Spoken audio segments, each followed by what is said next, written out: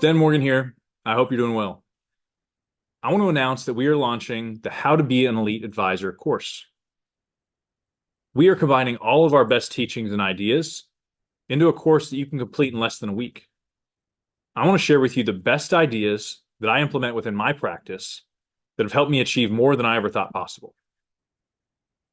I want to share how I have unique meetings with clients. What's the mindset of an elite advisor? How do you prospect in a way that'll separate you from other advisors? At the Elite Advisor Network, we reject average. I want to help you see what your full potential is and reach it faster. Set time aside this week to take the course. Click on the link or go visit gobeelite.com. We'll talk to you soon.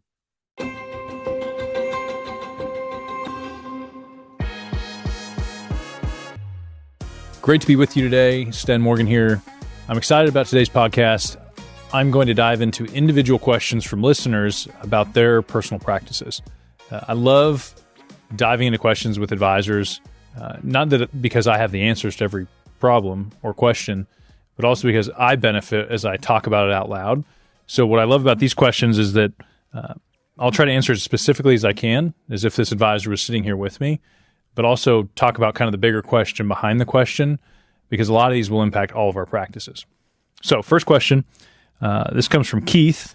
What value do I provide if a client has already been well served?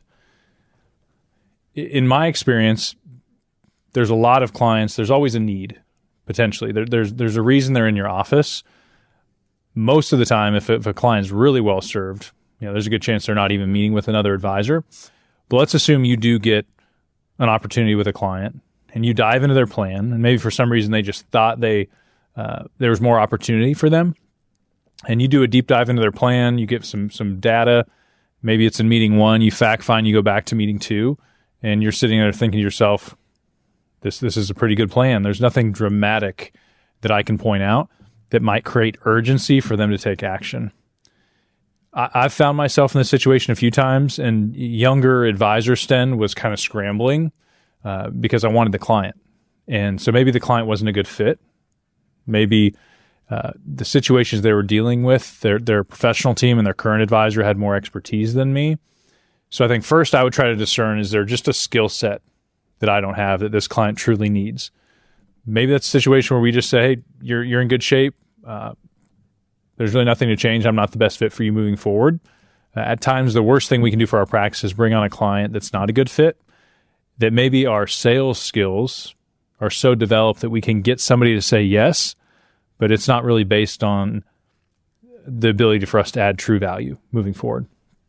So in one scenario, you just say, hey, you're in good shape. Based on my current expertise, I do not have anything else to give you. That's honest, and you move on to another client. Ideally, we hit home runs. That we don't have a lot of clients that question why they're working with us or why they pay us for what we do. We want to truly add a lot of value. On the other hand, it could be that you're just not communicating your value well enough, or you don't even understand your value well enough to communicate it confidently to a prospect.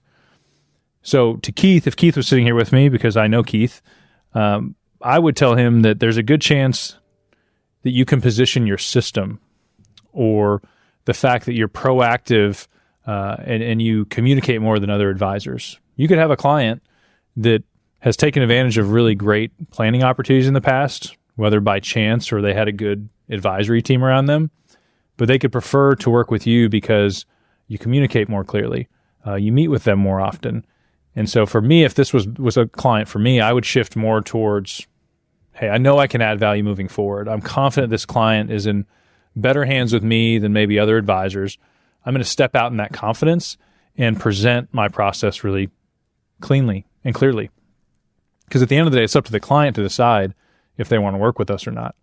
And if you present well, don't create anything, don't create urgency where there's no urgency to be had, and the client says, this sounds great, let's move forward. If you can provide the same thing as another advisor, but your process is cleaner, and therefore the client has more confidence in their financial plan, which in turn means they're going to follow their plan more clearly, I would confidently communicate that. So great question, Keith. As all of us face that, especially if you're in the financial planning world and you're saying, I need to come with big ideas to impress people, Sometimes it doesn't need to be big ideas. Sometimes it's your confidence and the fact they know that you have a system and you're professional. That could be the reason they want to do business with you. All right, next question. How do you whiteboard via Zoom or in a client's home?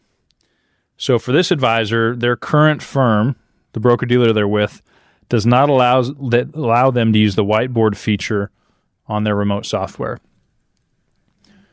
So we're big advocates of compelling communication. I look back in my career, and there's a lot of opportunity missed in the first 5-6 years of my career because I was not communicating clearly to the client. They might have left my office saying that sounded good, but like, why would I take action? Why would I prioritize that thing?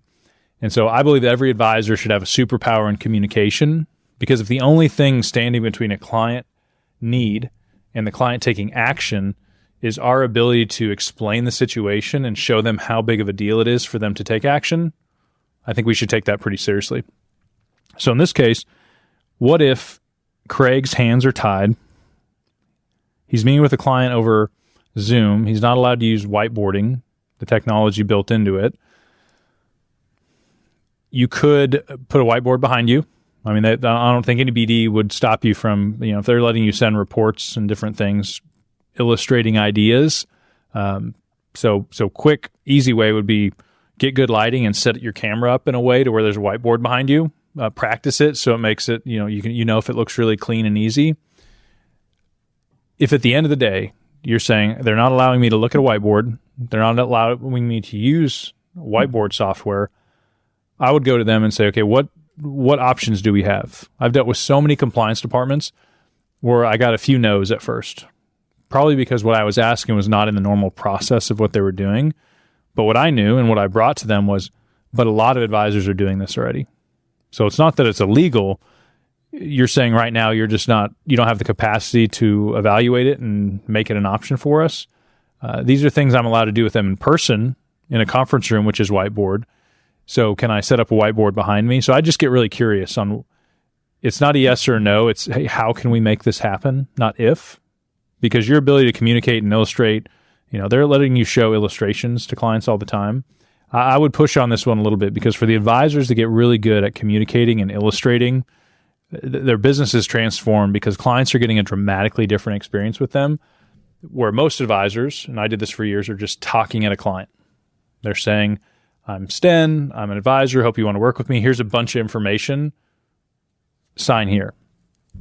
What we advocate for is be generous with your ideas, coach and educate them from the first meeting as quickly as you can. And a big part of that is, how do you illustrate? People learn visually. Most people learn more effectively visually than audibly. So I push on that one, Craig. We have yet to run into a firm that kind of totally says, no, you can't do any of that. So push on that a little more, because I would not want you to just move away from communicating in a better, more clear way. Because advisors of the future have to do it that way. All right, next question. Technique for low to middle class clients. This is from Raymond. I know Raymond. What is the technique that can help nearly everyone? My market has a net worth of less than 400K. Everyone knows about Roth conversions, but what helps low to middle class clients, usually in their 50s to 60s, that are not business owners? So if you are charging a financial planning fee at this point, or even if you don't charge, but you have a great planning process that you use to attract and convert clients, there are certain clients where you'll walk in and the clouds will part. There's this sound of, there's so much opportunity that you look so amazing to them so quickly, and they want to sign up as quickly as they can. Those are great clients. There's a lot of them out there that need that much help. But there's also a lot of clients that it's really a combination of smaller ideas that show them the full value of what you can bring to the table. And so if you do have non-business owner clients, we work with a lot of business owners. There's a lot of opportunity with business owners. But let's assume a non-business owner, nearing retirement, W-2 employee, what things can you do for them? There's a lot of things you can do planning-wise. Roth conversions could be one. What about early IRA withdrawals? We've had this with some prospects before, to where we run a spreadsheet and essentially say, if we can, starting at 60, potentially, taking out a little bit from your IRA account every year. Here's the long-term benefit with these assumptions. To a 50-year-old, that's not around the corner. It's probably something they should be aware of, though. But that idea, if you can quantify it, because you always need to put a number to it, because that's what creates urgency. If I sit down with somebody and spend an hour meeting with them and I show them this great presentation, at the end of the day, I say, this is going to save you $40 this year. Yeah, there's a chance they're frustrated because it's like, what's up with the buildup? That's a small problem, not a big enough problem for me. You have the IRMA tax. There's a chance you show them, hey, when you get to this point in time, we could challenge this tax because they base it off of income in prior years, and your income may be lower now. So, Raymond, I would say that those are two examples of strategies that you can really focus on developing a way to present really frequently and routinely. You may not know up front with a prospect to what degree it's going to help them, or really they may have not given you all the information you need to apply it to their situation. But as advisors, we can be storytellers. So if I meet with Mr. and Mrs. Smith, I've never met them before. They didn't give me a bunch of information, but I know they're 55 years old, income of, $100,000, $150,000. What I can do in a meeting with them is just share 3 great ideas. I can walk them through early withdrawals, and I can illustrate that on the whiteboard and say, if we work together, this is something we're going to look at in the future. And let's assume that your income is this. Let's assume that you take out this much withdrawal. So I'm prefacing everything with, I don't know this yet, but this could be true. And now I've just shared an idea with them. I don't know how they're going to apply it. I don't know how their situation is going to change between age 55 and 60. They could win the lottery. They could start a business and sell a business. But based on what I know today, I'm going to teach them something that they probably haven't been walked through before. The IRMA tax, that's another one where you can say, hey, did you know that there's an extra tax at this point in time based on this income? If you work with the right advisor, here's how we can mitigate that. And so, Raymond, I would come up with 3 to 4 ideas that may not sound exciting or groundbreaking, but to a client they are. To most people, they don't understand these things that we at times can call, basic ideas, that they're not exciting enough to convert a client. But if you show me 2 or 3 of these in a meeting and you put some story and some numbers to it, and it saves me, thousands of dollars a year in retirement, that is enough to get somebody's attention. All right, next question here is from Eric. My meetings have improved drastically since implementing EAN's teachings. Where I feel I'm lacking still is creating urgency for a client to act.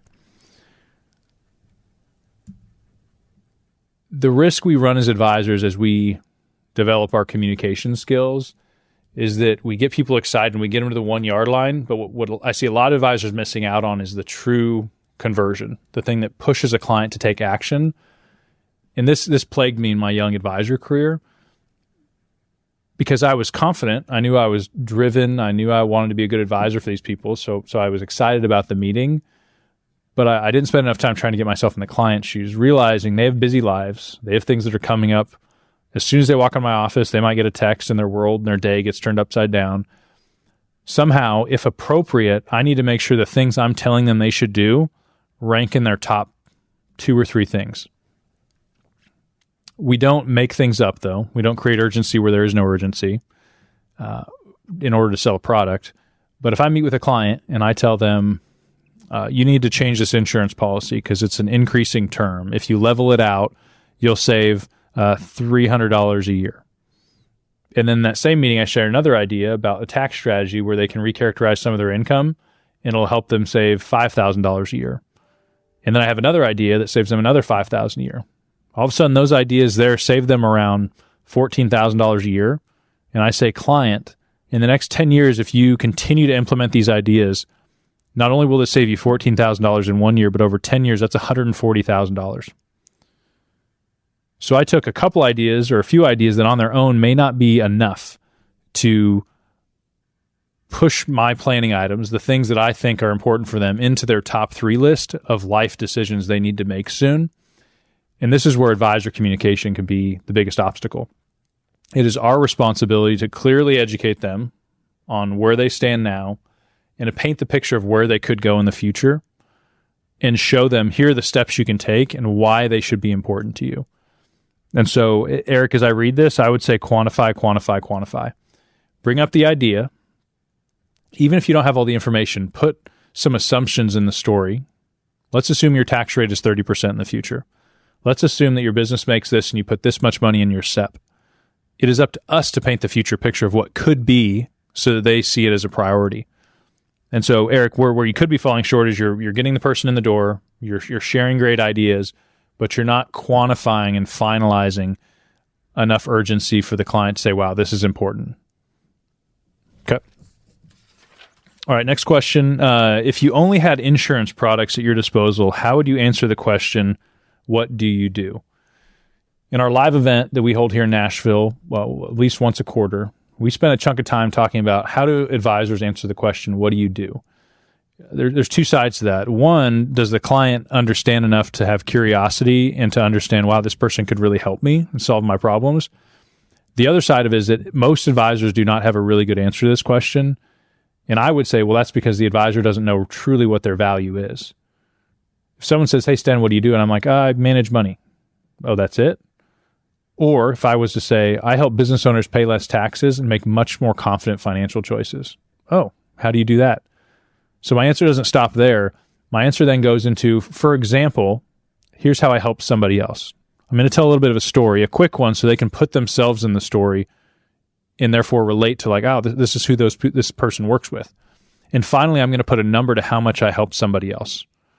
So hi, I'm Sten. I help business owners pay less in taxes. For example, I worked with a business owner last week that was unaware of the QBI deduction, and they were miscoding a lot of their income to themselves. And so we made sure with their CPA, they paid themselves a reasonable salary, and then the rest of the pass-through income they had in their business was able to get a 20% tax deduction. But I don't stop there. For this client, that saved them about $20,000 this year. If they do that same strategy over the next 10 years, that one idea saves them $200,000. So they know who I help, they know how I help people, but they also realize, wow, Sten doesn't do small things, he helps people with big ideas. I don't even know if that client's going to use that idea, if they're even going to become a client. But painting that picture is much more compelling than, hi, I'm a financial advisor. I hope you like me more than your current person. Let's do business together. I spent so many years frustrated that people weren't taking action until I was finally able to say, well, Sten, that's a you problem. Like, how do you focus on the thing you can control and convert more of the right people? So in this case, if it's insurance, be honest. Don't try to smoke and mirrors. You know, the idea of like private bank, billionaire ideas, you know, those things are interesting from a marketing standpoint, but if they create confusion and we're walking around really what we do and what we offer, is I would say I help clients manage risk. And then I would have a story about what if you mismanage risk. For example, clients that owned restaurants during COVID, something happened they never thought would happen, and it potentially caused their business to shut down. A really overlooked part of people's financial plan is their risk management. Are we prepared for the unknowns? The unknowns that we hope never happen, but if they do, we're not looking at each other saying, well, we've just lost everything. So I think there's a very compelling story, and I know advisors that just say, my lane is insurance, and I do it really well because it's so important. So try not to shy away from that. When I was young and I got into the business and I was with an insurance BD, I didn't think insurance was the most exciting or sexy part of the business. And so I would say I'm a financial advisor. I would not let on to the person that most likely my solution at this point was somehow going to be insurance related. And so if you have hesitancy about the products you provide, that's some head trash you need to unpack and either get much more confident in it or pivot to something that you have more belief in. But John, I think there's a really compelling answer to an insurance advisor when they say, what do you do? And you say, I help people's financial plans not fall apart. Oh, how do you do that? So spend some time really crafting an answer you feel good about, but also would pique the interest of a prospect. Next question here. I'll run through these last few a little faster.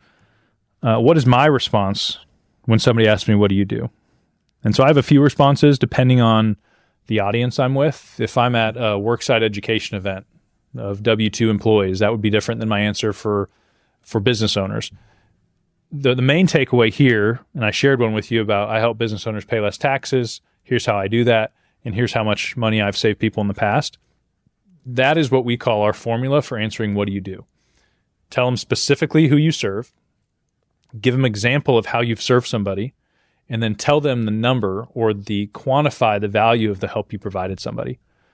That is the formula for a great answer to what do you do? And we teach on this. We spend an hour on this at our live event, because once you craft this and actually believe it, the way this conversation comes up naturally will be much smoother and much better received by prospects. So whatever your answer is, who do you work with specifically? Have 2 or 3 of these answers. How do you help those people? Give me a story. What's an example? And then what is the dollar value or the benefit that you've given to people in the past? That helps create the urgency. What are some resources you use for more tax strategies? So this is, again, something we teach a lot at our live event, that when advisors start shifting from selling product to actually being true advisors and actually getting paid for their time and ideas, there can be this pressure of, I just don't have all the ideas. And what we teach people is that centers of influence are no more. You have idea partners. All these professionals that we network with are experts in their field, and we're going to go to them and ask for ideas. So the most direct way is to go to CPAs, tax attorneys, and say, what are your best ideas? They love to talk about their profession. If you call and say, hey, I'd love to meet with you so you can send me business, those conversations usually are much different. I also sign up for CPA practices, CPA firm newsletters. There's so much great content out there that for my practice, I want part of my energy to go to getting those ideas directly from people. That creates good relationships. But I also want to sign up for things. I want to find information from content creators that can be sent to me. And so when it comes to ideas, we always have a stream of ideas coming to Legacy. But our team, part of our culture is we're also very curious. We're also going and trying to find these ideas proactively. All right, 2 more questions here.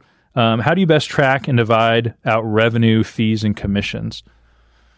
All right, this is a good one. So this is kind of behind the scenes. We are all business owners. When it comes to having partners or sharing revenue, how do you do that? And I've seen hundreds of ways of doing this. I've seen advisors with spreadsheets with 50 rep codes.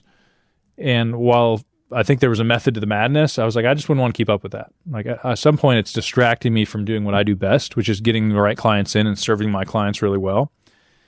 So part of this, Ken, I would say start with simple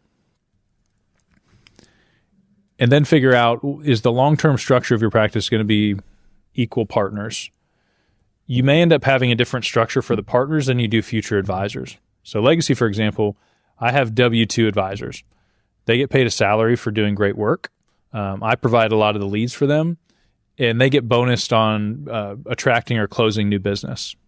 And so it's very streamlined, and they know, when they get a client and their book starts growing, where their base salary increases. They know when new assets, insurance cases, or planning clients come in, what they get bonused off helping close that business and manage it. So that's one area where the decision making is a little closer. That's something that I make for the firm, and everybody's on board with it. But when you have multiple people sitting at a table and you have multiple scenarios of how everyone can potentially interact with the client, that can be more complicated. I've seen back in the day where there was 5 parts of an engagement, and each part of the engagement was worth 20%. I think it was who brought the prospect in, who closed the business, who designed it, who delivered it, and who serviced it, or something like that. I think that might kind of be rooted in the insurance broker-dealer world where I started, but more simple, that you could have a one-pager that for every client, you go through and you fill out who did what, and that's submitted with new business to your team, and then that's tracked somewhere. You could also say if there's 3 partners, everything's a third, a third, a third, and then at the end of each quarter or end of each year, you go back and you audit it and do some way of kind of rebalancing it. So I don't have the answer for you. I'm sure as you're listening to this, if anybody out there feels like they've solved this and they have a great way of tracking and splitting commissions on a team of advisors that are more partners, please send it to us and we'll talk about it in a future episode or send it out to everybody. But I'd make it simple, something that doesn't distract from really what you do best, which is running your business and helping clients. And fair. I think at the end of the day, if everyone feels, in this month I won, and this month I maybe didn't produce as much, but it was kind of offset, somehow you need to get something everybody's comfortable with and then go to work. My hope is you don't talk about this every month, every 2 months, that you can put something in place and evaluate it periodically. So great question. I don't think there's one thing we've all agreed to. It's kind of something that's always fluid. But it sounds like you're making good progress on it. All right, last question before we wrap up. How did you deal with pushback or changes in the way friends and family looked to you as you were building your business career and taking risk to shoot for something higher? How did you navigate through the lonely chapter where you no longer fit with everyone around you as you began to achieve success, and did you approach making new friends, connections that also had higher aspirations? This is from Zach. Zach, great question. It sounds like a good problem to some degree. When this started happening to me, it just revealed relationships around me that I needed to kind of do an audit of. We are all a result of the 5 people we spend our time with, and that's for better or worse. There's some studies that say a majority of the outcomes to the negative are directly tied to the people you spend your time with, and then it goes the opposite way. A majority of the positive outcomes in your life are tied to the people you surround yourself with. So I look back at times where I was at firms as an advisor in my 20s, probably a little overconfident, but I think that's because I looked around and there was advisors that were 15, 20, 30 years older than me, and my business was already bigger than them. I was adding more clients. And so, I feel like I had a right to be a little more confident because, hey, what I'm doing is working, and I did it at a fraction of the time as you did. But there was this kind of heavy effect that I wasn't being pushed or challenged to do even better, that in that pond, I almost took my foot off the gas because I was already outpacing everybody where I was. So there is an effect to that we have to be really careful around who we are spending our time with. For me, that just ended up being community with advisors. I wanted to make sure I was around advisors doing better than I was. So they were helping set the pace. They were challenging me. I spent a lot of time as a young advisor solving problems that I knew other people had already solved. But I was maybe not as abundant with my ideas. The mentality of like, hey, advisors, let's all share it because there's plenty of information, plenty of clients out there for all of us. So Zach, I challenge you. This is one reason we started the Elite Advisor Network, is for advisors to join that community and share openly. I give my best stuff away. It's like I have plenty of clients. I'm not worried about somebody in our network taking one of my clients. There's so many people that need our help. So I love that you're aware of it. I challenge you to keep sitting in it. You're probably going to keep going through this as you level up your business, level up your mindset. But when you said the word kind of lonely in here, that hit home for me because I spent years in this business, feeling alone, even at times challenged or advisors kind of rooting against me to be successful, even managers that felt challenged by me trying to push and grow a business. So sometimes you just have to change your environment. And if there's people that you're like, I can't change the environment, they're family or close friends, how do you reframe those relationships so that they're not holding you back or being this heavy weight on you all the time? So love that you're recognizing it. I think that's something we all go through. So I want to normalize that for all advisors. I still have days where I feel lonely, days where I feel, as a business owner, that's a lonely position. If you're choosing to run a business and deal with the challenges that come with that, you're putting yourself in a group of people it's a small group, and most people don't relate to the struggles we have with team members, with making payroll, with market conditions, with all the things that come with running a business. So part of that is, what can you do to mitigate the heaviness of that, but also learn to sit in it because it just is the way it is. So I've had to kind of work through that and settle in that place. But don't be alone. Call us, join the community. How can we all challenge each other to be better? All right, that was it. Those are the questions. We'll do another one of these episodes in the future. So if you have any questions that you want me to kind of brainstorm out loud with, shoot it over to us. Look forward to talking about it. Thanks.